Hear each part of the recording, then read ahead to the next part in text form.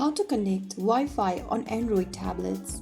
Hi everyone, welcome back to Wake&Tech. If you are a new Android tablet user and wondering how to connect it to Wi-Fi, then it's super easy. First of all, go ahead and unlock your Android tablet and then swipe down from the top right corner of your screen and you'll be able to see these options where you need to tap on Wi-Fi. If you long press on it, you'll see all of the Wi-Fi networks that your tablet has searched for.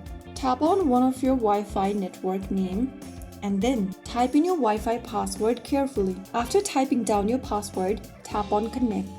If everything is correct, your tablet will connect to the internet. You'll see a connected button when you swipe down from the top right corner, right where the Wi-Fi signal is displayed, and your tablet is now online. That's how you connect Wi-Fi on an Android tablet. Now you're ready to download apps, watch videos, browse the internet, and enjoy your tablet fully. So that's how it's done.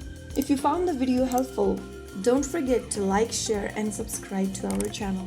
I will be back again in the next video. Stay tuned and thanks for watching.